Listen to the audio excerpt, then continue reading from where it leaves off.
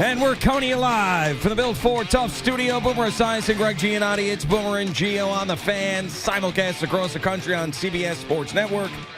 And wherever you are in the free Odyssey app. Good Friday morning, a feel-good summer Friday. We are into August and everything is happening. MLB Trade Deadline as busy as it could possibly be, with the Mets and the Yankees in particular. Of course, as we now have two of the best bullpens on paper in baseball in this city. You got Mikal Bridges and the Knicks coming to an agreement, and Mikal Bridges takes fewer dollars to make sure that the Knicks can do some other things, and thinking about the aprons and flexibility and all of that. And, of course, football last night with the Hall of Fame game as we continue to watch the Jets and Giants get ready for the 2025 season. But you're a Met or Yankee fan and you wanted to trash your GM for the trade deadline. You can't do it today because both of them went out there and were aggressive and made sure these teams were locked and loaded for the stretch run. Good morning, Boomer. How are you? Good morning, G. Good feel-good Friday to you and everybody out there. I will say this, that Fleegs, you got to get the football helmets off the desk, because I know that football started last night. I know it was the Hall of Fame game. We had Phil in here last Friday. We were at the Giants yesterday. But today's a baseball day. I mean, we're going to be whipping. You want and that now or during the break? Right now. We're going to be whipping and warring all over the place today. Oh, yeah. There you go. No, he's not. Easy, Rami, with that.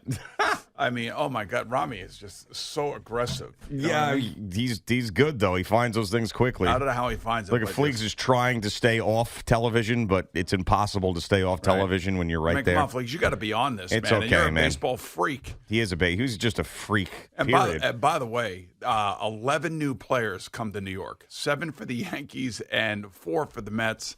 And, I mean, ask Brian Cashman at the moment. Brian Cashman at the moment. No. We got to have the Met one closer to me. That's the way it's been. Yeah. We have to have that here. I think. All right, very good. So you're telling me that Brian Cashman doesn't suck today? No, he doesn't. I mean, listen, he did what he normally does. He brought in 7 players, including, and I heard Jerry and Fleegs talking about this. Is everybody calm down now? Everybody ready? Everybody good? Everybody good? Everybody's solid. Yeah. That Caballero, this infielder from the Tampa Bay Rays, was traded mid-game yesterday and was in the winning locker room after the game. Obviously, the Yankees won the game 7-4.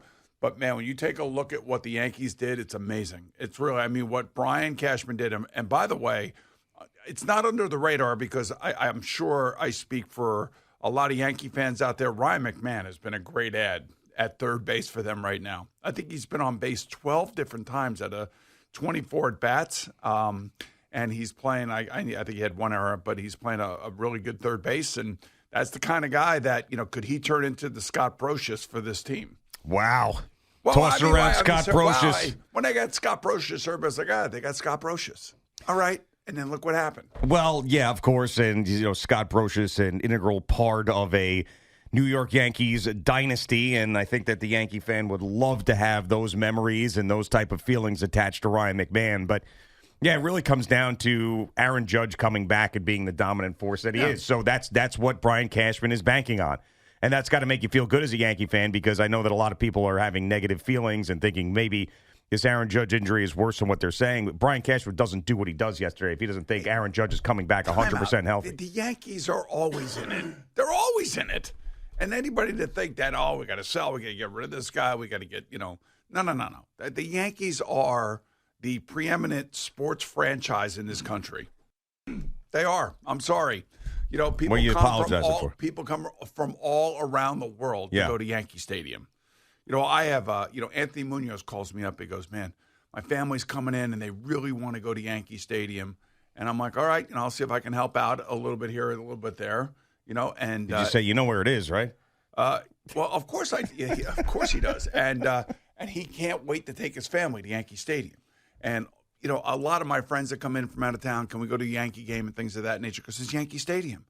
So my point being is that Brian Cashman has been a part of this for 30 years. How long has he been? Feels like 300 years. It does, and he obviously is the guy that receives most of the slings and arrows because they haven't won a championship in 2009. But They are relevant every year. They are the team. They sell out. There's a passionate fan base. Sometimes it gets a little wacky and loopy, but he always delivers. He may not deliver a championship, and you may be screaming and yelling about certain players and development of certain players. But man, when they lost Juan Soto, what did he do? Well, plan B and got Fried, Bellinger, and he's been unbelievable. Goldschmidt. Boom, boom, boom, boom. Problem at third base, go get a third baseman. Problem in the bullpen, go get arms and go get flame-throwing arms.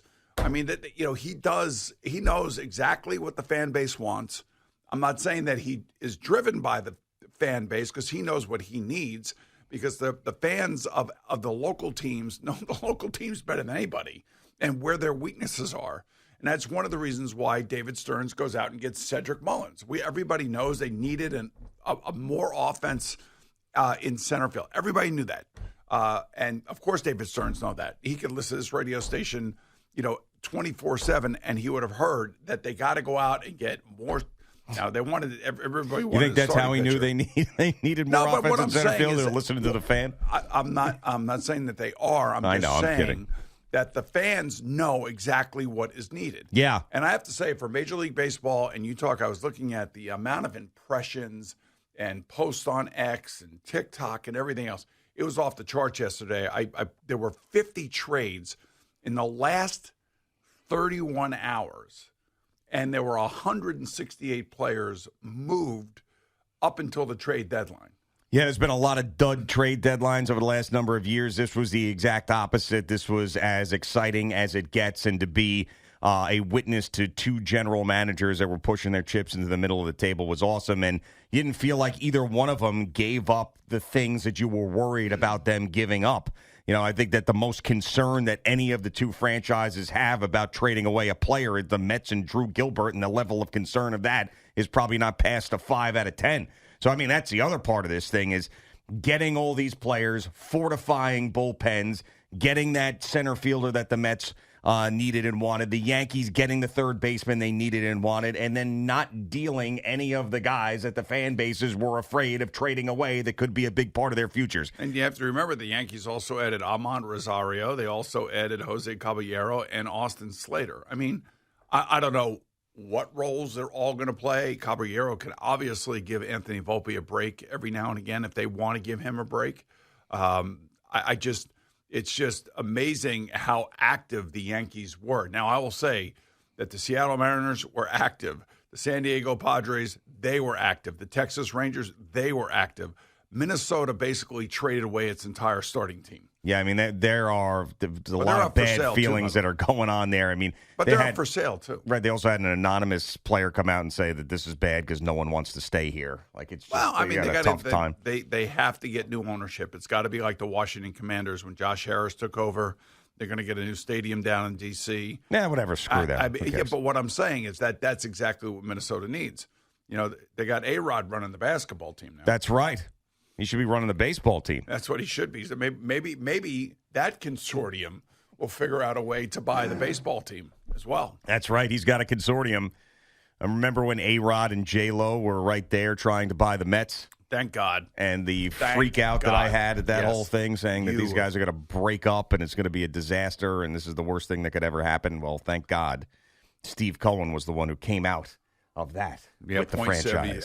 0.72 asset or whatever it was? Well, yes. Whatever. But I will say this is where the baseball season now begins, folks. That's been going on since March, man. But none of that matters. Now it matters. Yeah. Now the teams are refortified. They fixed their weaknesses. And now this is where the baseball season starts. You know it and I know it. August and September. This is it. This is where we go. This is where we go from here. You want to start looking at schedules? No, I okay. don't. I just because I'm more of a one game at a time guy. I'm always a one game at a time guy, but you know how I like to look out about a couple weeks in advance, see who each team is playing. Yeah, well, you've got the Yankees right now. How many times do they play the Twins at this point? Who plays the Twins is what I want to know. So you've got if you look who's playing the Twins. Yeah, I was just about to say if you look right here, you got Miami for 3. If the Yankees now won 3 in a row, it could turn that into 6 in a row very quickly. Then Texas, who, by the way, they go out and fortify their rotation. They got a good pitching staff. And then you got the Astros who get Carlos Correa back. Yeah. Amazing. And then the Twins, the team that traded Carlos Correa to the Astros. But, so there you go. That's what you got there in August. And you got St. Louis, too. It's, they got the White Sox. You got the Nationals. Come on. You got that big 4-game series against the Red Sox. I mean, come on, man. This is where the Yankees, man, this is where they start taking off. Jansen Junk on the hill for the the Marlins tonight. Okay. What do you want me to do with that? His last name's Junk. It's crazy. And I'm mad at you. Why? I am so mad at you this morning. I couldn't sleep last night. Why? I was tossed and turned because you made a bet on me yesterday, and I didn't like it. You made a bet on me yesterday. You were betting on me for a reason that I will discuss a little bit later on. Yeah. And I just kept thinking about it and thinking about it and thinking about it. I'm like, you know what? He's a jackass. No. You tried to make me look bad yesterday. You bet on something that I was going to do, and I did it. Hook, line, and sinker. I took it. Right, but you don't. I did not set you up. This was one of those things where it was your buddy. It was, what is he, shipwreck or is he dumpster fire? I don't know what I know they were together, and we were playing golf yesterday. The one who was sitting directly next to me. That's shipwreck. All right, so shipwreck. Yeah. Shipwreck's there, and he's trying to offer me something, and I'm saying, no, I've had enough. I said, send it down that way. To where I'm sitting. Big guy will have that situation. And he goes, no, he won't. I said, oh, yes, he will. And then we bet $5. All right, so we were out. We had played 9 holes of golf in pouring rain, which is fine. And we were playing this beautiful place out in Wading River, the Rock. I was blown away by the views there. Yeah, and I just want you to get out there on a nice day. And I really will. See everything. It's gorgeous. I mean, it is absolutely gorgeous. And they got this.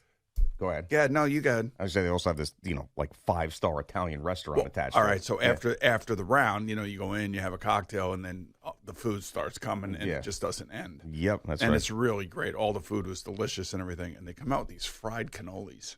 Yeah, it was unbelievable. It was like homemade donuts, essentially, that he fried them and then put the cannoli cream in the middle. They were ridiculous. All right, and so I had one. Yep. There were 6 of us. Everybody had one. Yep. And everybody really liked it. And there was 2 left on the plate. There were 3. There were 3 left on the plate. And this is where I'm annoyed at you. I was going to save it, but we're in it, so I might as well talk about it. So this is where Shipwreck says Boomer's not going to eat one of those 3 that are left over. Right. So this is how it all happened. So everybody has one. We're all stuffed at this point. We had fried zucchini flowers and meatballs and buffalo shrimp egg rolls. It was just what was that pasta? It was a smorgasbord. It was unbelievable. I don't know what it was, but it was unbelievable. It was a spaghetti, but I don't know what the sauce was. It was something that I've never experienced before. What's the name of the restaurant? It's Pulcinella. Pulcinella and Chiro. So Chiro runs the place. So Chiro comes over and he goes, you leave 3 here. We're talking about his specially made fried cannoli. Yeah. He's like, you leave 3. What do I do? Throw this away? And I said no. But if you send it down there, I got a feeling that they're gonna have some. And then Shipwreck's like, no way, no. He's not gonna have one. Boomer's not gonna have another one. I said, you want to bet? I said $5. He's like, okay, no problem, $5. So then Shipwreck takes the plate, brings it over, and puts it right in front of me. He goes, oh, we got 3 left. And then you're like, oh, man. And I'm sitting there and I'm looking. And you didn't say no right away. And the second that you didn't say no right away, I knew it was happening. You waited 10 seconds, and then that left hand, that famous left hand, went right for it. And that $5 went from Shipwreck to me. And listen, you shouldn't be angry about that. I am. I'm a little bit annoyed that you guys were betting on me to eat a fried cannoli. That's a little bit annoying to me. No. And I had a hard time, trying to think how the whole bet went down between you and Shipwreck. I told you, but I definitely overall ate more than you did in that situation. There's just no way. But I just knew you'd have another one. You should be happy that your partner knows you as well as I do. That's the way the way it is. you reacted to me eating it. Oh, don't I know my partner? Don't I know my partner? You're so proud of yourself. Well, it was more trash talking shipwreck because he thought he knew, and he was so confident about it. So I had to spike the ball in his face. And I told Shipwreck, I said, look, man, I work with a guy 4 hours a day, 5 days a week. Yeah. Mostly 5 days a week. Right. Sometimes just 4 days a week, sometimes 3 days a week, sometimes I'm not even here. Right, exactly. Well, I mean, during the summertime, but once we get past Labor Day, it's 5 days a week, every single day, every single week. But I told him, I said, listen, he's like, nah, Boomer's not going to have another one, man. He's stuffed, I could tell. I said, listen, I watched this guy eat an entire Yulicaka in a break. He'll be fine. Yeah, well, that Yulicaka is ridiculous. Yeah, but I mean that. And by the way, that's a Swedish Christmas bread, is what that is. It's just it's incredible. But anyway, so yeah, no, that food was just unreal yesterday. That whole experience. I mean, it's like usually you get bummed out when you get rained on. You have to end things early, but we went in there and just ate like kings. I have to say, what a place. Is that the highest point other than Bald Hill on Long Island? It feels like that, right? I mean, you could see I know. There are a couple spots on this golf course, the Rock, that you could see both the Atlantic Ocean, and I felt like I could see all the way to the Sound. Well, no, you couldn't see to the Atlantic, I don't think. No, you could see West Hampton, Remsenburg. You could see like in the distance. You could see the I felt ocean. like I was looking down on everything. I could not believe how high it was. Yeah, well, on number 9, the par 3, that's the highest. By the way, they got great golf carts too. By the way. Oh yeah. I mean, dangerous on a wet day though. They fly, yeah, for sure. But yeah, it was a fun day, and we were checking our phones and looking at the trades and getting poured on and eating cannolis. Watching TV. I mean, watching all the trades, watching the golf on one TV, the trades on the other. It was incredible. I mean, the wonderful afternoon we had to end July, even with the rain. Yes, I have to say it was a great day. It was 9 holes, but it was a great day, and the food was just the topper, man. Right, and then everybody was happy. Whether you're a Yankee fan like our pal Chris Vinay or Mets fans like us, you were satisfied. Everybody seemed like they were in a good mood because of what these general managers did. And they did exactly what I think. Could they have gotten another starting pitcher? That's the Mets. Really that's question. the only thing. Yes, that would have been it. Either the Mets or the Yankees grabbing another starting. But you know pitcher, what also tells me? It tells me David Stearns believes in his lineup. He believes in the players that are here. Yeah. So now he's fortified what he felt like was a weakness, and now it's up to those players, much like they did around this time last year, to come out of the doldrums, the slumps, the slumber, if you will, and start, taking off. The same thing I would say for the Yankees as well. All right, Boomer and Gio just getting started on this Feel Good Summer Friday, the first day of August. Jerry is here. He's going to give you an update coming up just a couple of minutes.